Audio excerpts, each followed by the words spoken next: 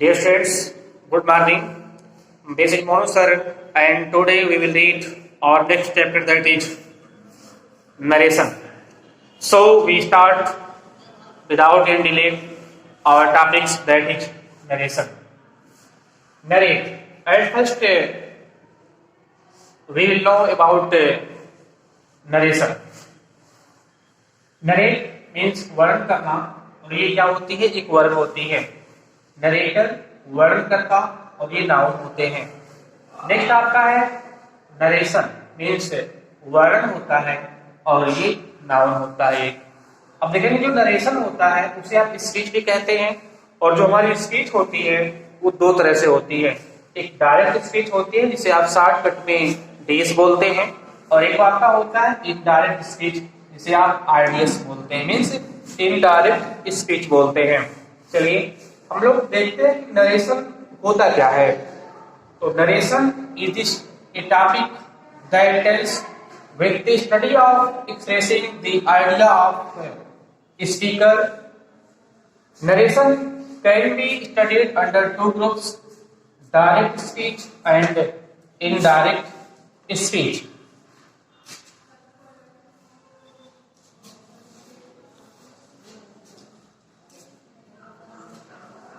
कि direct speech क्या होता है उसको देखते हैं।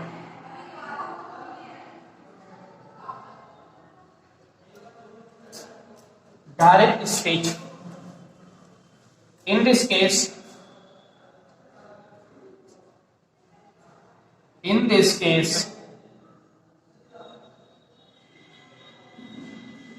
express the exact word, the exact word of the speaker. देखते हैं, याद करते हैं। Direct speech, in this case, इस केस में we express the exact word of the speaker. यानी कि डायरेक्ट स्पीच में जो होता है, जो कहने वाले होते हैं, जो कहने वाला होता है, उसकी बातों को हुबहू हम कह देते हैं। वो क्या होता है? उसकी बातों को हुबहू जिस तरह से हम पेश करते हैं, कहते हैं, वो क्या होता है? वो हमारा डायरेक्ट स्पीच होता है। ठीक है ना? चलो तो देखते हैं इनडायरेक्ट स्पीच किसे कहते हैं। इनडायरेक्ट स्पीच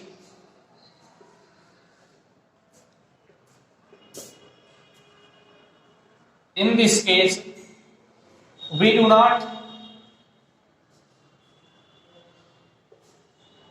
express जो हो गया आपका the exact word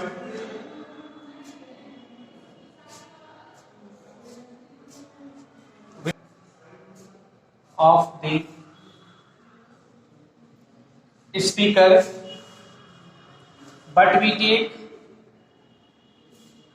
but we take the sense of the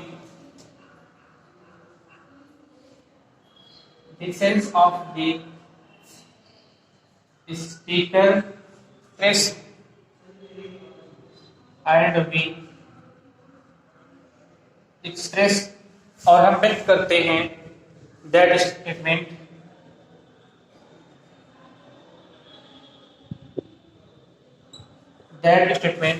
in our own words,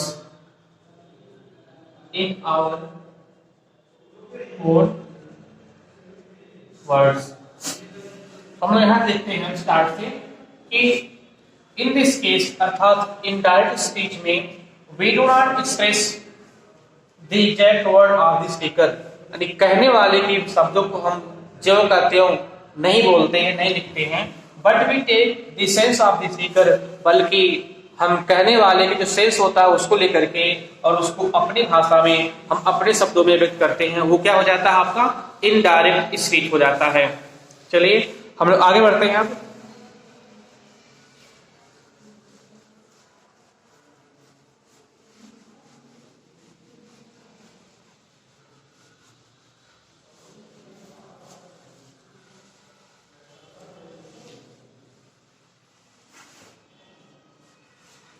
देखिए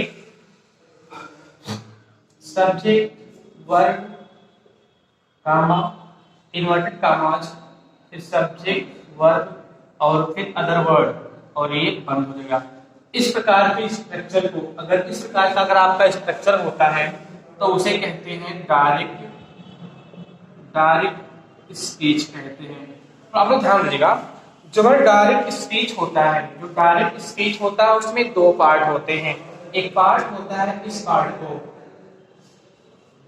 पार्ट को जो सिंगल कामा से पहले होता है उसे कहते हैं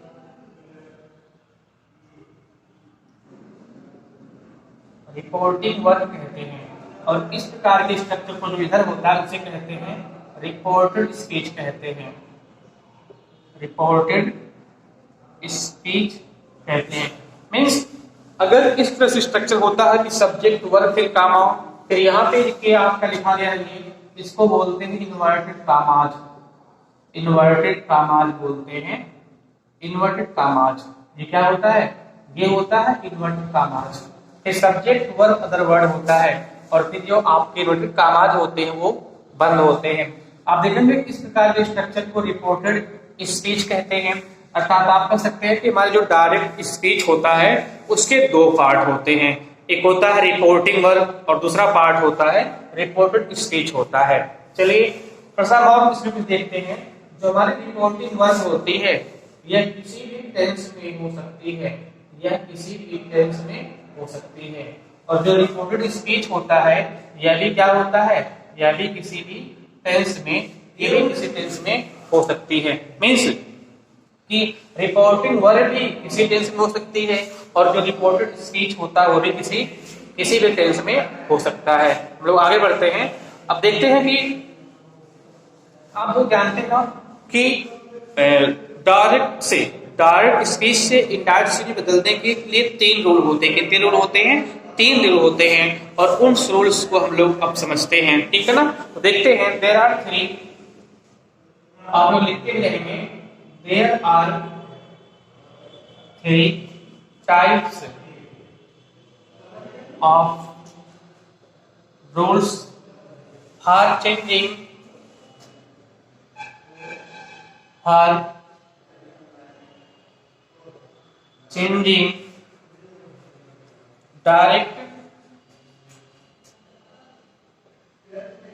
direct into indirect. There are three types of rules for changing direct into indirect. Means direct narration से, डायरेक्ट स्पीच से इनडायरेक्ट में बदलने के लिए तीन रूल होते हैं। कितने रूल होते हैं? तीन रूल होते हैं। हम उस रूल्स को देखते हैं। हम लोग देखिए यहाँ पे, तो डायरेक्ट स्पीच में क्या होता है? सब्जेक्ट, वर्ब, फिर ऐसे स्ट्रक्चर होता है सब्जेक्ट, वर्ब और अदर वर्ड, फुल स्टॉप, और ऐसे स्ट्रक्चर होते हैं। अर्थात ये डायरेक्ट स्पीच है, क्या है? डीएस है, डीएस से। यानी डायरेक्ट स्पीच से हमें इनडायरेक्ट में करने के लिए तीन रूल्स होते हैं। बेसिकली फर्स्ट हमारा होता है मास्टर रूल, मास्टर रूल होता है। सेकंड होता है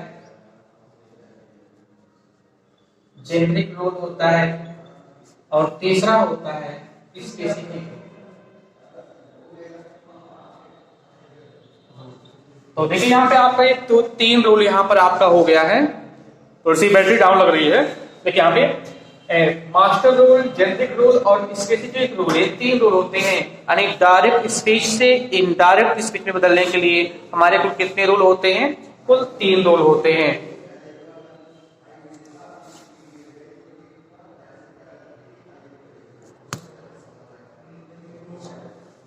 चलिए हम लोग आगे बढ़ते हैं।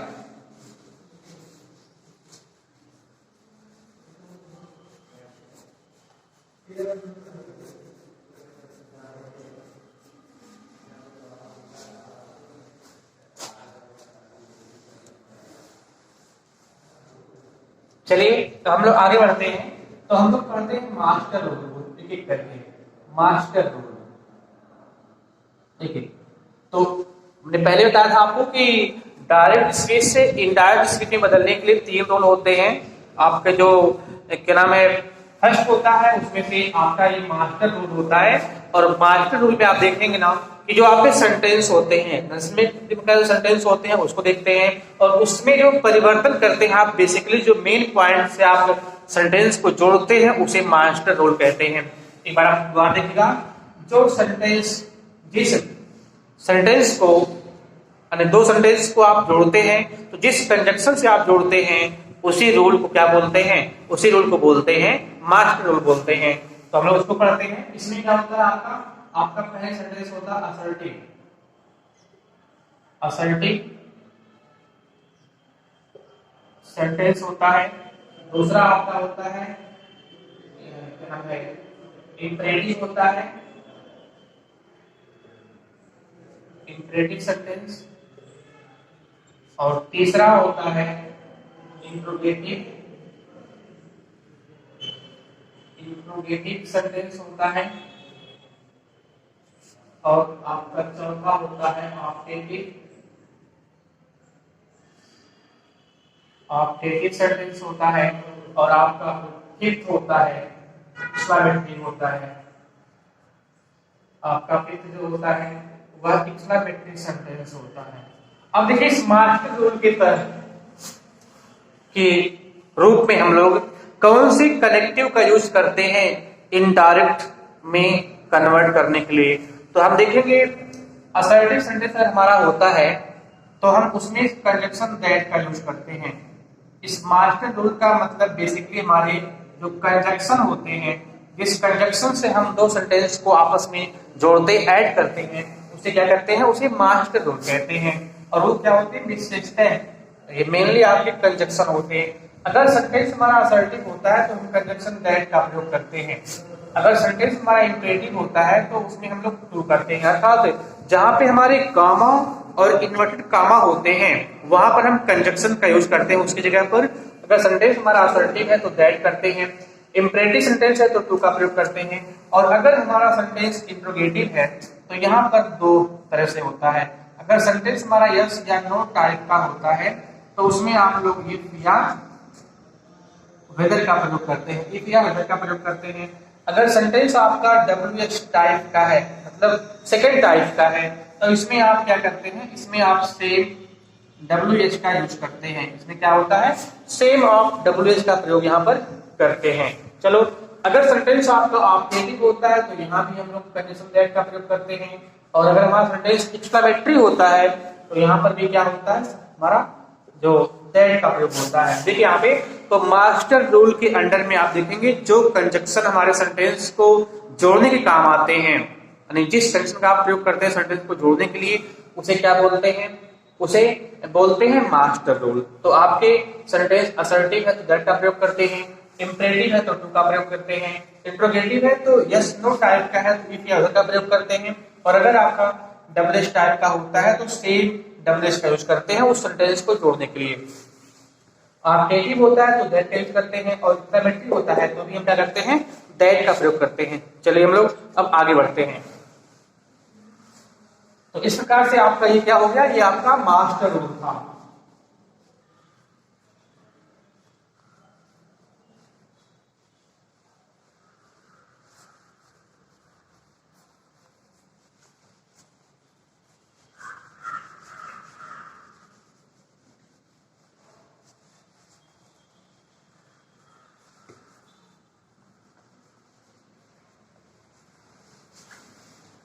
चलिए हम लोग आगे आते हैं, आगे देखते हैं हम लोग। अब इसके बाद आता है जेनरिक रूल। क्या आता है, जेनरिक रूल आता है। जेनरिक रूल में क्या होता है, सेकंड हो गया GENERIC, generic rule. Generic rule में आपके क्या होते हैं, तीन तरह से होते हैं। कितने होते हैं, तीन तरह से होता है। आप कह सकते हैं कि there are three types of are three types of generic rule, generic rules, ठीक है ना। आप कह सकते हैं कि आपके जो जेनरिक रूल होता है वो तीन तरह से होता है ना। अब देखिए यहाँ पे आपका फर्स्ट होता है चेंज ऑफ पर्सन्स। क्या होता है, चेंज ऑफ पर्सन्स होता है, मतलब पर्सन में बदलाव।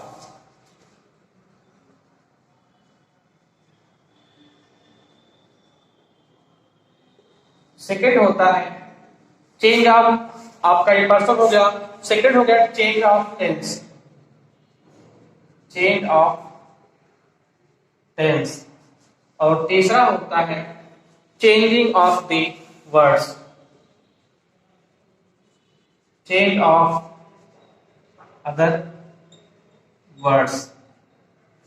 आपने क्या देखा कि जो जेनेरिक रूल होते हैं सेकंड पॉइंट में, उसमें there are 3 types of generic rules. तो इस जेनेरिक रूल्स में आपके देखेंगे चेंजिंग ऑफ पर्सन्स होता है। मतलब क्या कि जब आप डायरेक्ट स्टेज से जब आप इनडायरेक्ट में कन्वर्ट करेंगे करते हैं तो चेंज ऑफ पर्सन होता है, चेंज ऑफ टेंस होता है और चेंज ऑफ अदर वर्ड्स होते हैं। ये आपका जेनेरिक रूल में आता है। चलिए हम लोग आगे बढ़ते हैं फिर।